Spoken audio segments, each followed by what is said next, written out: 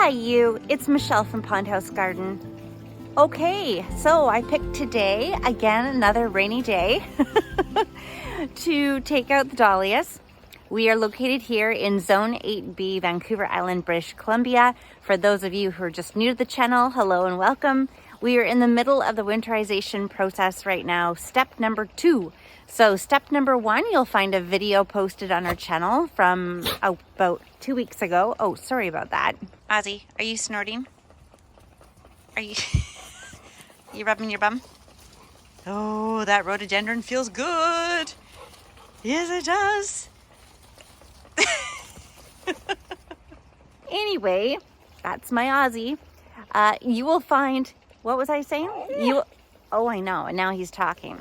You'll find the step 1 of winterization, which I did a video about 2 weeks ago, maybe a week and a half ago.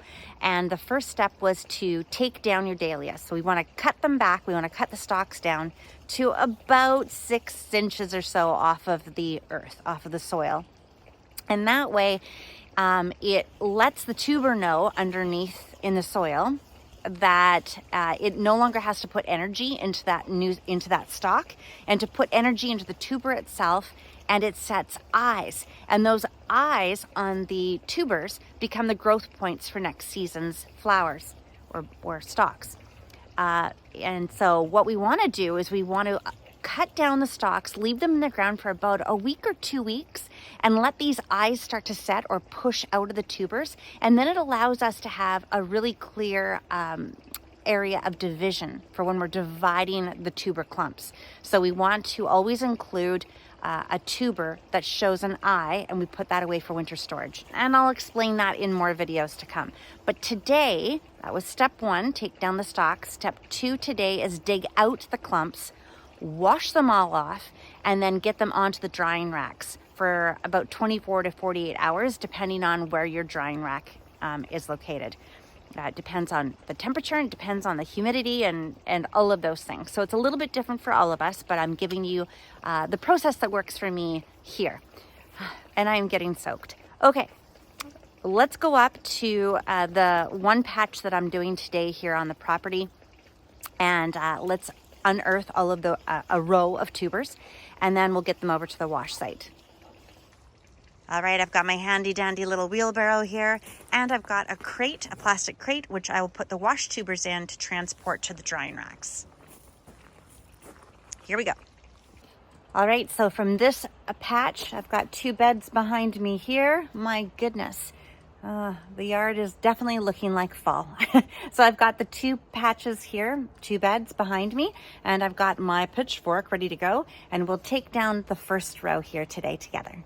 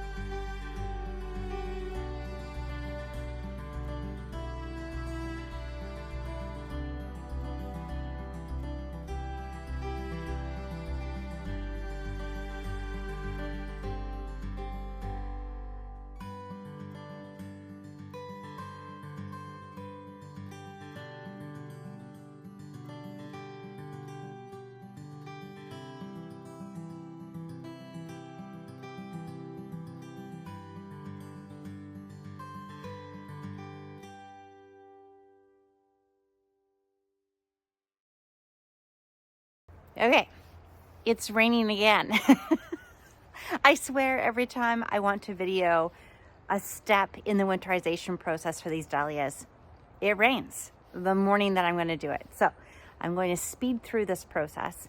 I will show you now. I have just taken out or dug out with a pitchfork all of the tubers out of this one patch of beds. As you know, I have multiple patches on this property and over at the farm.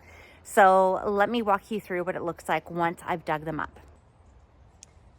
So the reason that I use a pitchfork is so that I can go further out and away from the tuber bundle and then scoop it up, and it gives, you know, because they're prongs or forks, they kind of allow these tubers to go between the forks or prongs rather than having a shovel that would cut this in half. That makes sense. Sorry, I am cold and I am wet right now. so the pitchfork is my tool of choice when I'm digging out my tubers. And as you can see, I've unearthed or dug out this entire row, and this entire row will go into a drying rack station today, which I'll show you later. So this is what they look like when they come out. And now it is up to me to hose off this dirt or this soil from the tuber clump. I have tagged it. So this is the plant tag that's in the garden bed the whole season. I have also blue ribboned it to say that I was happy with the growth and I want to put this into storage for winter.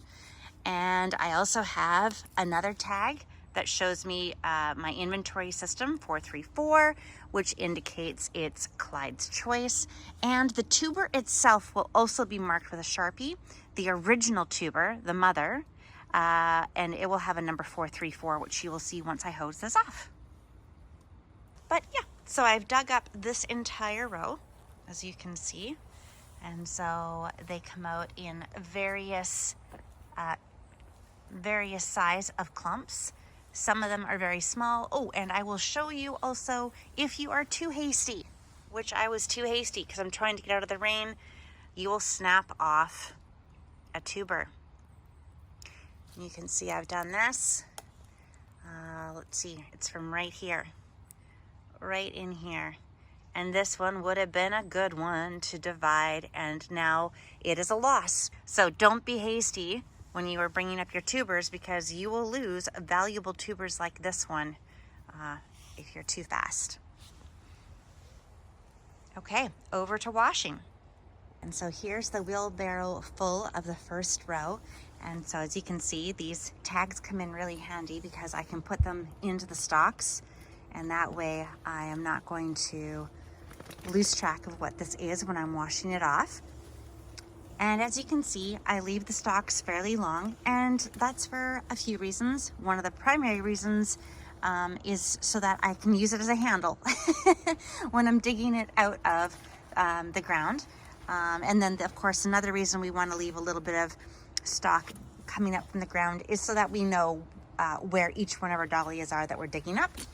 However, we will never, ever, ever leave this green stalk in storage with the tubers, because this green stalk will start to rot, and then the rest of the tubers will rot as well. So, whew, okay. I'm sniffly because of, you know, the rain. Sorry. Okay, so as if I wasn't cold enough, let's start the hosing off process. I've got the hose set up over here, and sometimes I actually use Ozzy's dog bath, and that way it's piped or plumbed to warm water, and I can just use the warm water. But today I will use the cold water just because it is easy for me to do. And usually I have my partner in crime, Dad, here with me, but I'm doing it solo, so I'm just gonna do the best I can in the time that I've got. Okay, so we just rinse this off.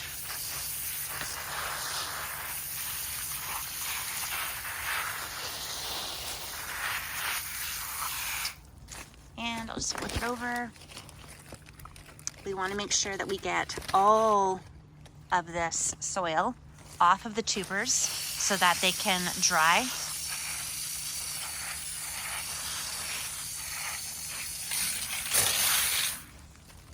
any big clumps of soil, as you can see in here, you're going to want to get out of there because it will leave wet pockets and the tubers will not dry appropriately. Oh my word, I've just realized, look at what I did. Oh, Dad is going to get at me. I don't even know how I did that. I was being so careful on my own. See, when your partner's not here, look what happens. Dad, I need you. So anyway, this I will hose off. I can't do it while I'm holding the camera, but I'm going to hose that out a little bit better so that you'll see very clearly what I have left for the tuber clump. Not the best first example, but I am human just like you are, so I'm just going to roll with it. All right, so I'll show you what this tuber, summer or smoky summer, looks like now that I've fully washed it off. So there's no longer these pockets of soil and rocks in here so that it's able to dry more thoroughly. Please ignore my pitchfork catastrophe. But you can see in here, here is a perfect example of a tuber that's ready to go and divide. So we have a body, we have a neck, and we have the crown, and you can see that there's these raised little eyes at the point of the crown, and that is where the growth points will be for next year's plant. So we are going to cut away this tuber from the clump and store it for winter, and we will show that in another video. But that gives you an idea of what we're looking for and why we keep it in the ground so that these growth points start and we're able to see where we need to divide this clump. Also over here, you'll see last year's Sharpie. It says 405, even though it's a little hard to read. This is on the mother tuber. So this is the tuber that we had last year. And so that mother tuber we will not keep. We will only keep these new tubers in winter storage. This mother tuber will go out. However, it is very handy to have the Sharpie written on there because then I can look at our tag. It matches our little tag 405. And I know that my inventory system 405 is smoky summer.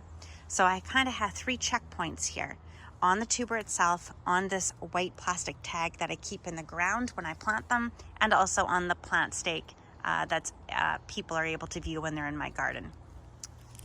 All right, let's try another one just to give you a better idea. And this one looks like this other one beside it. It might be molding, I'm not sure, but we'll know that better once we get into stage 3 or step 3 of winterization, which I will show you soon. All right, I'm just going to put this over into the transport crate. There we go. And I'll start another one. And which one am I going to choose from? Let's see here. Let's do Bill's Popsicle because it's slightly different in tuber shape. So I want to show you that each tuber has its own shaped, or each plant, each variety has its own shape of tuber. So that's important too to know. All right, back over here to wash it off. Okay, so here's Bill's Popsicle now that I've washed it off. So I had the plant tag of 102, and I can see this mother here from last year, the mother tuber, also said 102. So again, I'm probably not going to keep that mother tuber because I have all this new growth. But look at how long and narrow Bill's Popsicle tubers are. Pretty different from the other one. And also, I know I have Bill's Popsicle plant tag up here, so my 3 checkpoints all indicate that this is indeed Bill's Popsicle. Nothing has happened in the planting process to confuse me as to what variety this is. And then I'm going to start to go in and look for eyes when I'm dividing. So here, again, I've got to do this with my one hand. 1 second here. 1 second. Okay, that's better. So in here, I wonder if we can see it.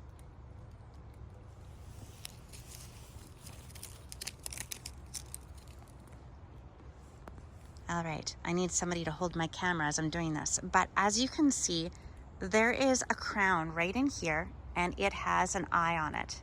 Don't know if you can see that or not. Yeah, there it is. There's the little eye sticking up. And so I can take that very skinny long tuber and make sure that I still attach this crown part to it, this little part, and this eye over here will become the new growth point next spring. That is what you're looking for when you're dividing your dahlias. Some of them are easier to come by than others. Here's another one underneath here. Let's see. And it has a body and it has a piece of crown here. And sorry if I can get in here with my camera. I'm just looking. I think it does have a growth point on here, an eye.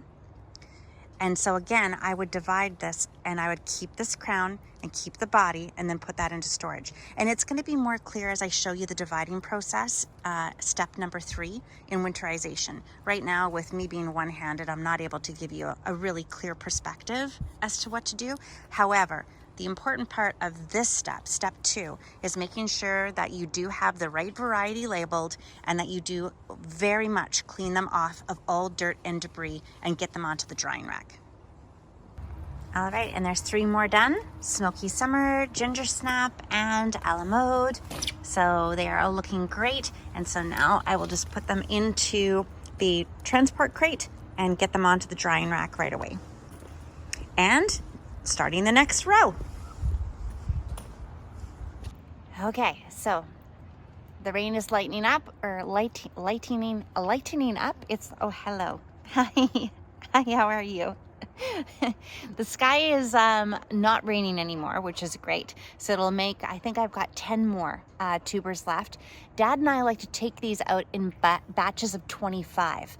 And that way we can move the 25 through each stage of the winterization process and not get overwhelmed by having thousands of dahlias sitting on the table, all in stage 1, looking at us saying, okay, go. So I've almost got the 25 washed off. I'll show you one more round of washing. And you're gonna do this every couple days. Pull out another 25 plants, wash them off, make sure that they look healthy. Hi. I'm getting lots of love today. Okay, make sure they look really healthy.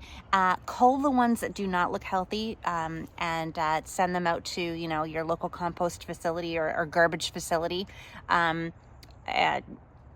We can have a virus talk, but that's a whole nother video.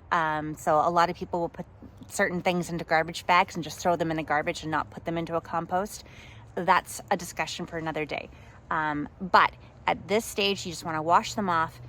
If anything looks unhealthy, just throw it out and then get it onto a drying rack, and then you wait 24 to 48 hours. So let's get the rest of these done and on the drying rack.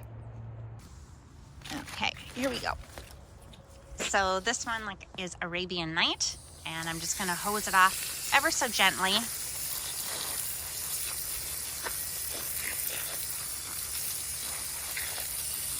And you want to make sure that all of the dirt, all the rocks, all the little nooks and crannies are nicely cleaned out. Okay, and I'm just going to flip this over.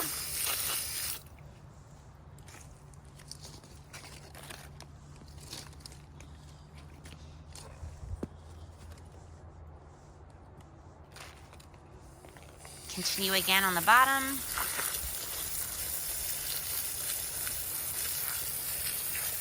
To say it's pretty satisfying to clean them off. All right, that looks good. So now let's take a look at this. So we have a plant tag. It says Arabian Night, and you can't really see it, but I have another tag wrapped on here. It says Arabian Night, and I will look for a number on here.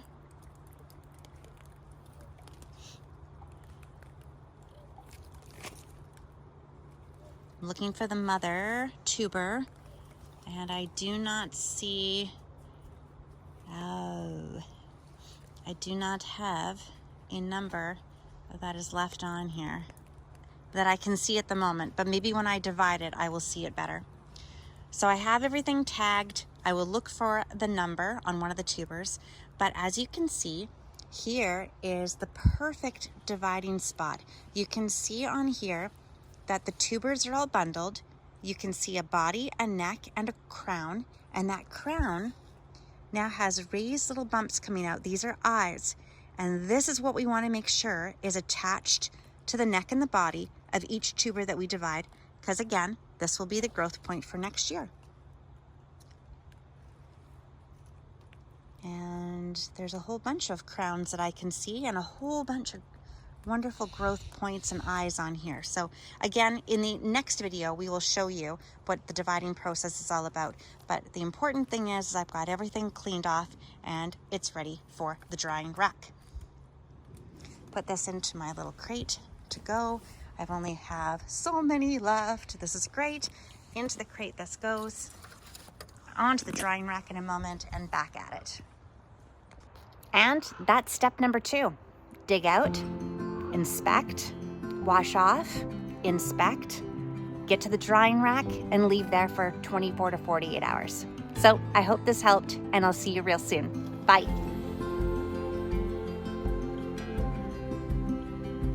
Probably would have been helpful to show you the drying rack. My mind. So there we go. They're just all set up to dry then on these drying racks set up on sawhorses. And I will leave them here about 24 to 48 hours. We'll see what happens. And over there is station number 3.